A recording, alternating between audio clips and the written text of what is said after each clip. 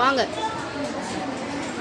அனைவருக்கும் வணக்கம். நகராட்சி நடுநிலைப்பள்ளி விக்ரமசிங்கபுரம் அம்மை வட்டாரம் திருநெல்வேலி மாவட்டம். நாம இப்போ இயற்கை சோப்பு தான் செஞ்சிருக்கோம். இப்போ இந்த இயற்கை சோப்புனால என்ன நலன்னு பார்க்கலாம். முதலாவதாக இது தோல் வறண்டு போகாம வைத்திருக்கும். இது தோலுக்கு ஆரோக்கியம் மற்றும் புத்துணர்ச்சி தரும் வேதிப்பொருட்கள்.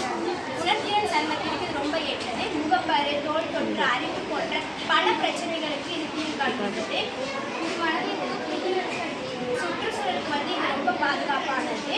இயற்கை சோப்பு என்பது இயற்கை பொருட்களை கொண்டு தயாரிக்கிறது. மூலிகைகள், எண்ணெய், பால், கற்றாழை, வேப்பிலை போன்றவை கொண்டு இயற்கை பொருட்களை கொண்டு இது தயாரிக்கப்படுகிறது. இப்போ நம்ம இந்த இயற்கை சோப்பை எப்படி செய்யலாம்னு பார்க்கலாம்.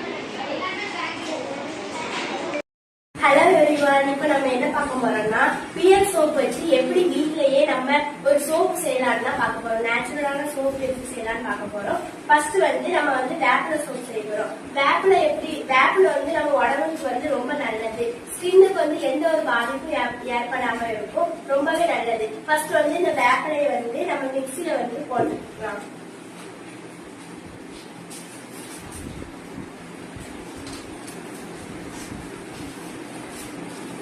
நம்ம நல்லா மிக்சியில போட்டதுக்கு அப்புறம் இதை நம்ம கொஞ்சம் தண்ணி ஊற்றி நம்ம அரைச்சிக்கலாம்.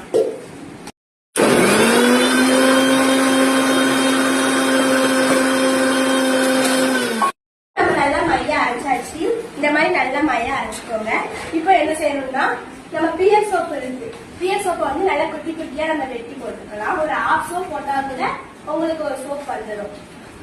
இப்போ நம்ம ஒரு பாத்திரத்துல தண்ணி வச்சு இப்போ பியர் சோப்பை நம்ம மெல்ட் ஆக்க போறோம். அது நல்லா மெல்ட் ஆயிட்டு வருது.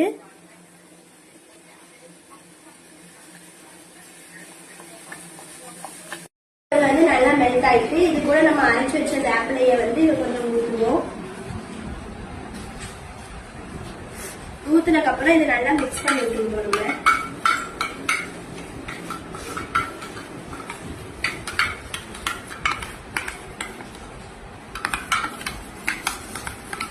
இந்த பியர் சோப்பும் இந்த வேப்பிலையும் நல்லா மிக்ஸ் ஆகணும்.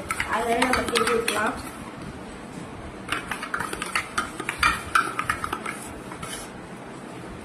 இப்போ இது நல்லா நம்ம கிண்டி விட்டுருக்கோம். இப்போ நம்ம எதுனாலும் நம்ம ஊற்றி வச்சுக்கலாம். நீங்க இதே மாதிரி பேப்பர் கப்னாலும் ஊற்றி வச்சுக்கலாம். அதுல உங்களுக்கு என்ன ஷேப்ல தோணுதோ அந்த ஷேப்ல நம்ம ஊற்றி வச்சுக்கலாம்.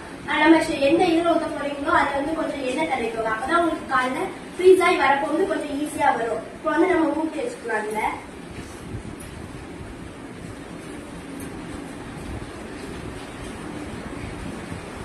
ஊற்றி வச்சாச்சு. இதை நீங்க ஃப்ரிட்ஜ்ல வச்சுக்கலாம். இல்லைன்னா நார்மல் ரூம் டெம்பரேச்சர்ல கூட வச்சுக்கலாம். ஃப்ரிட்ஜ்ல வச்சுன்னா ஒரு 2-3 ஹவர்ஸ்ல உங்களுக்கு நல்லா ஃப்ரீஸ் ஆயிடும்.